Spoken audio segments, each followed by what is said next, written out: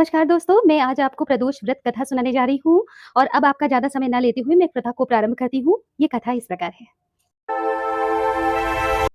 प्रकार है। शुचि व्रत की कथा। यह कथा आप किसी भी प्रदोष के दिन आप शुचि व्रत की कथा कर सकते हैं। तो मैं कथा को प्रारंभ करती हूँ। प्राचीन समय की बात है कि दो पुत्रों से युक्त एक अत्यंत निर्धन ब्राह्मणी थी। एक दिन उस ब्राह्मणी को प्रदोष व्रत एवं शिव जी की पूजन और महिमा के वर्णन करते हुए महर्षि शांडिल्य के दर्शन हुए। उस ब्राह्मणी ने अपने दोनों कुमारों के सहित उन्हें प्रणाम किया। तत्पश्चात उस ब्राह्मणी ने महर्षि के से पूजन का विधि विधान पूछा। शांडिल्य मुनि ने उस ब्रह्मचारी को भक्ति और श्रद्धा को देखकर प्रदोष व्रत और शिव जी के पूजन का संपूर्ण विधान बताया और कहा कि तुम अपने पुत्रों को प्रदोष व्रत एवं शिव जी का पूजन करवाओ। उसको करने से तुम्हें 1 वर्ष के उपरांत मनोवांछित फल की प्राप्ति होगी। महर्षि के इस प्रकार के वचनों को सुनकर वह ब्रह्मचारी बोली, हे ऋषिवर, आपके दर्शन होने से मेरा जीवन आज धन्य हो गया है। यह शुचि व्रत नाम का मेरा पुत्र है तथा यह राजसुत मेरा धर्म का पुत्र है। ये दोनों आपकी शरण में आए हैं, इनका आप कल्याण करें। तब उस ब्रह्मचारी को अत्यंत भक्ति पूर्वक विनय करते हुए देखकर मुरु ने उन दोनों बालकों को शिव जी के पूजन का विधान और महात्म्य अत्यंत सुंदर ढंग से बताया। बालक विधान और महात्म्य को जानकर अपनी माता के साथ शिव जी के मंदिर चले गए। उस दिन से वे दोनों राजकुमार मुनि के द्वारा बताए गए विधान के अनुसार प्रदोष के समय शिव जी का पूजन करने लगे। इस प्रकार 4 महीने समाप्त हो गए। शुचि व्रत एक दिन अकेले नदी में स्नान करने के लिए चला गया। वह अभी स्नान कर ही रहा था कि उसे एक दरार में चमकता हुआ घड़ा दिखाई पड़ा। शुचि व्रत ने पास जाकर देखा तो वह धन से भरा हुआ था। उस धन से युक्त घड़े को शुचि व्रत घर ले आया तथा उसने अपनी माता से कहा, हे माता, मुझे शिव जी की कृपा से धन से भरा हुआ कलश प्राप्त हुआ है। वह ब्रह्मचारी धन से भरे हुए उस घड़े को देखकर अत्यंत चकित और हर्षित हुई और राजसूत को बुलाकर कहा कि तुम शुचि व्रत को अत्यधिक प्रसन्नता हुई। किंतु राजसूत ने कहा कि यह धन शुचि व्रत को उसके पुण्य के प्रभाव से प्राप्त हुआ है, अतः मैं इसके में हिस्सा नहीं ले सकता, क्योंकि मनुष्य को उसके अपने कर्म का फलन स्वयं भोगना पड़ता है। 1 वर्ष बीतने पर एक दिन राजकुमार बसंत ऋतु शुचि व्रत के साथ जंगल में घूमने गया। वे दोनों बहुत दूर चले गए। वहां पर बहुत सी गंधर्व कन्याओं को उन्होंने देखा।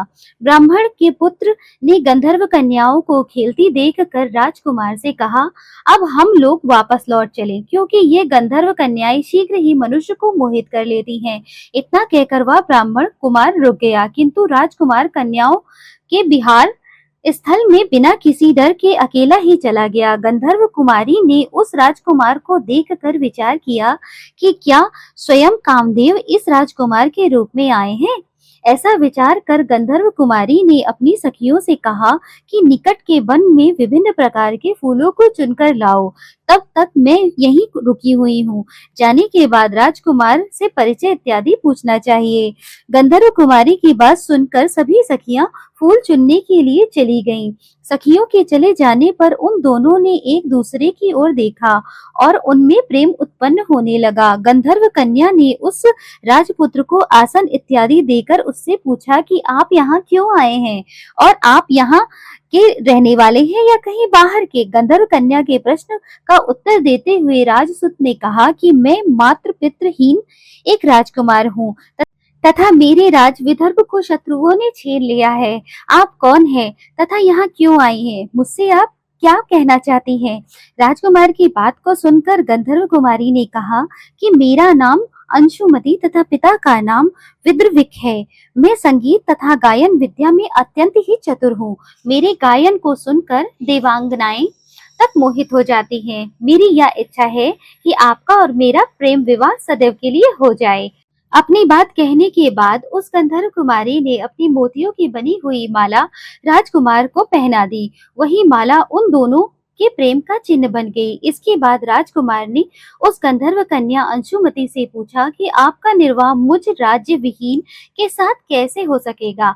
आप क्या बिना माता पिता की आज्ञा के लिए ही मेरे साथ चल सकेंगी? राजकुमार की यह बात को सुनकर अंशुमति ने कहा, मैंने अपना पति आपको मान लिया है, अतः आप परसों के दिन सुबह तक यहाँ पर आ जाएं। इतना कहकर वह गंधर्व कुमारी अपनी सखियों के साथ अपने घर गई और इधर राजकुमार भी ब्राह्मण के पुत्र के पास आकर गंधर्व कन्या के साथ हुए वार्तालाप को सुनाने लगा, बताने लगा। फिर वे लोग घर जाकर उन्होंने संपूर्ण वृतांत उस ब्रह्माणी को सुनाया, जिससे वह अत्यंत प्रसन्न हुई। अब गंधर्व कुमारी का विवाह किस प्रकार होता है यह मैं आपको बताती हूँ। राजकुमार शुचिव्रत के साथ अंशुमति के द्वारा कहे हुए स्थान और समय पर उसी जंगल में वहां गया और गंधर्व राज विद्विक वहां पहले से ही उपस्थित थे अपनी कन्या के साथ। उन्होंने उस राजकुमार तथा ब्राह्मण पुत्र का बहुत आदर सम्मान किया और कहा कि परसों मुझे शिव जी और पार्वती जी का स्वप्न आया था और मेरे भक्त धर्मगुप्त नामक राजकुमार राज्य विहीन हो गया है, ऐसा उन्होंने कहा, और इस पृथ्वी पर वह भटकता हुआ फिर रहा है।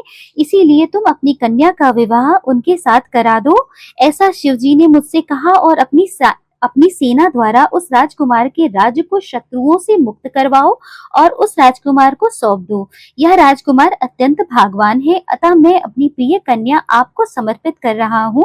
वह अपनी सेना के द्वारा आपको शत्रुओं का नाश करके राज्य आपको प्राप्त करवा दूंगा और आप इस लोक में 10,000 वर्षों तक अनेक प्रकार के सुखों को भोग कर अंत में इस कन्या के साथ शिवलोक को जाएंगे।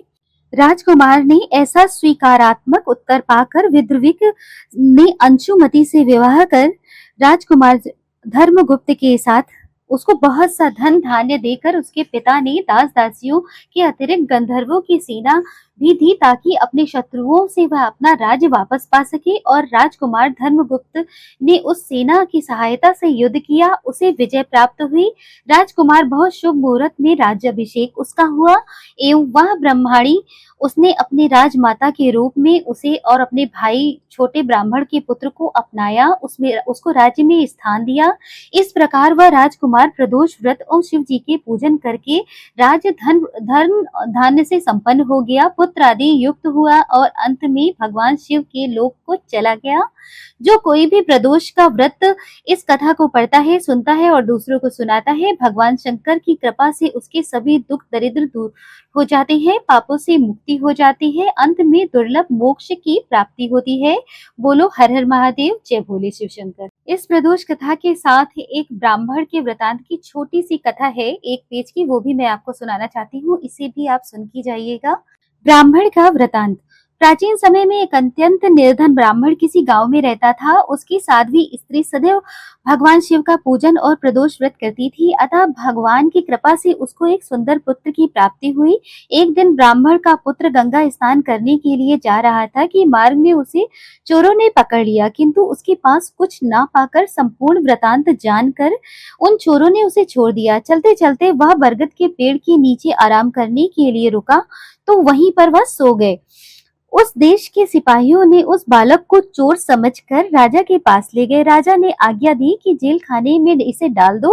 उधर सिपाहियों ने राजा की आज्ञा से उस ब्राह्मण के पुत्र को कारागार में डाल दिया तथा उधर उसकी माता ने प्रदोष व्रत में शिव जी का पूजन कर रही थी। उसी समय उस व्रत के प्रभाव से शिव जी ने अर्धरात्रि में उस नगर के राजा के स्वप्न में आकर कहा कि तुम्हारे कारागार में जो ब्राह्मण कुमार बंद है उसे प्रातःकाल होते ही छोड़ दो, नहीं तो मैं धन राज्य पुत्र सहित तुम्हें नष्ट कर दूंगी। इतना कहकर शंकर जी वहीं पर अंतर्ध्यान हो गए।